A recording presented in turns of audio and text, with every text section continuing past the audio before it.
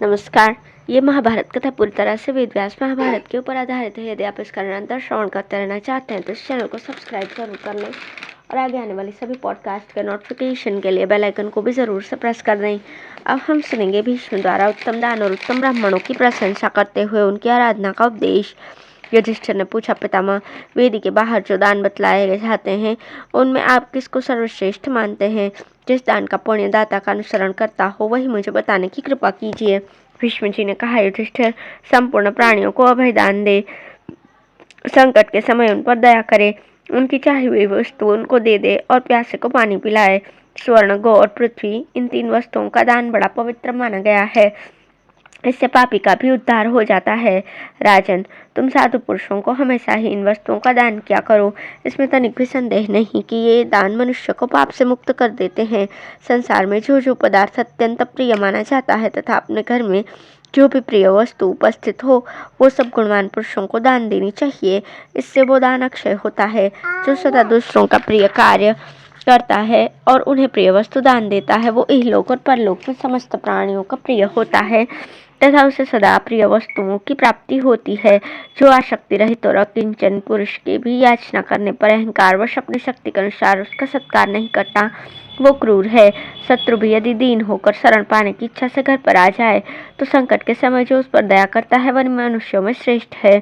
विद्वान होने पर भी जिसकी आजीविका क्षीण हो गई है, जो दीन दुर्बल और दुखी है, ऐसे मनुष्य की भूख मिटाने वाला पुरुष के समान पुण्यात्मा कोई और नहीं है। जो स्त्री पुत्रों के पालन में असमर्थ होने के कारण विशेष कष्ट उठाने पर भी किसी से याचना नहीं करते और सदा सत्कर्मों में ही लगे रहते हैं, उनको हर एक उपाय से अपने पास बुलाकर सहायता देनी चाहिए।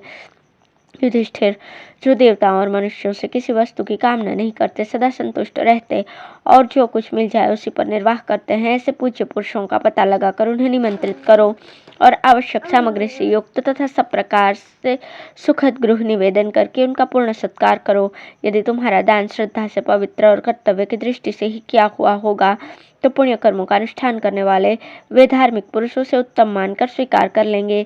जो विद्वान व्रत का पालन करने वाले, किसी का आश्रय लिए बिना ही जीवन निर्वाह करने वाले, अपने स्वाध्याय और तप को गुप्त रखने वाले, कठोर नियमों में संलग्न, शुद्ध चितेंद्रिय और अपनी ही स्त्री से संबंध रखने वाले हैं, उन उत्तम ब्राह्मणों के लिए तुम जो कुछ दान करोगे उससे तुम्हारा कल्याण होगा। द्विज के द्वारा सायं और प्रातःकाल विधि पूर्वक किया हुआ अग्निहोत्र जो फल प्रदान करता है वही फल संयमी ब्राह्मणों को दान देने से मिलता है।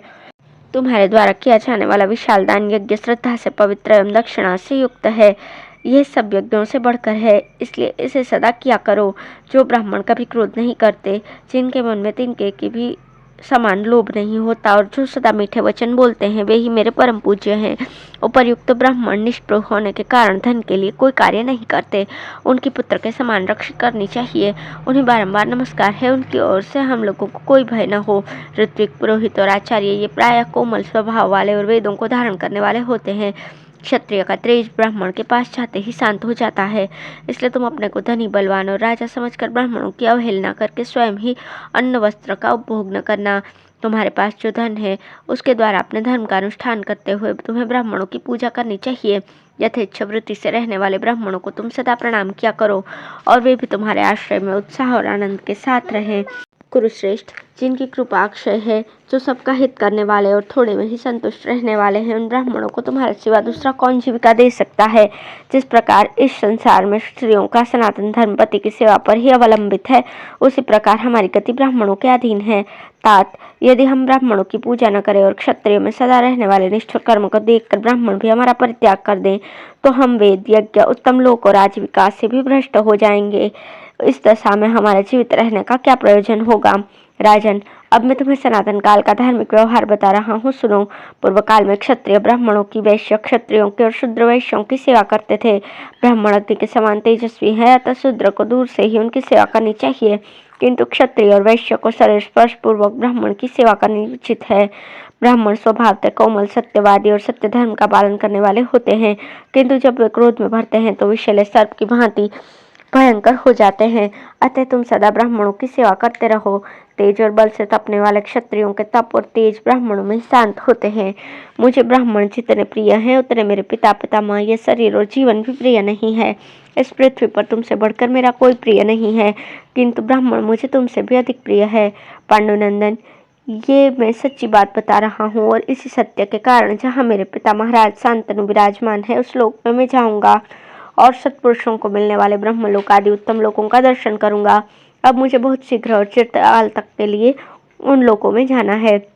युधिष्ठिर ने पूछा, पितामह, उत्तम आचरण, विद्या और कुल में एक समान प्रतीत होने वाले दो ब्राह्मणों में से यदि एक याचक हो और दूसरा अयाचक, तो किसको दान देने से उत्तम फल मिलता है?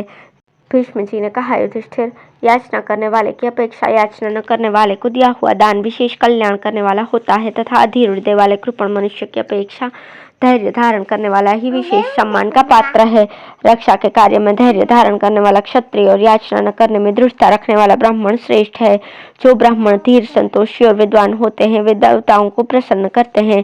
दरिद्र की याचना उसके लिए तिरस्कार का कारण मानी गई है, क्योंकि याचक लुटेरों की भांति सदा प्राणियों को उद्विग्न करते रहते हैं। याचक मर जाता है किंतु दाता कभी नहीं मरता। याचक को जो दान दिया जाता है यह दयारूप परम धर्म है, किंतु जो लोग क्लेश उठाकर भी याचना नहीं करते उन ब्राह्मणों को प्रत्येक उपाय से अपने पास बुलाकर दान देना चाहिए। यदि तुम्हारे राज्य के भीतर राख में छिपी हुई अग्नि की भांति वैसे उत्तम ब्राह्मण रहते हो तो तुम्हें यत्नपूर्वक उनकी खोज करनी चाहिए, क्योंकि तपस्या से दैदीप्यमान रहने वाले वे ब्राह्मण पूजित न होने पर भी यदि चाहें तो सारी पृथ्वी को भस्म कर सकते हैं। अतः उनकी सदा पूजा करनी चाहिए। जो ब्राह्मण ज्ञान, विज्ञान और तपस्या से युक्त एवं पूजनीय है उनकी तुम्हें सदा ही पूजा करनी चाहिए। जो याचना नहीं करते उनके पास तुम्हें स्वयं जाकर नाना प्रकार के पदार्थ दान करने चाहिए। सायं और प्रातःकाल विधि पूर्वक अग्निहोत्र करने से जो फल प्राप्त होता है वही वेद के विद्वान और व्रतधारी ब्राह्मणों को दान देने से भी मिलता है।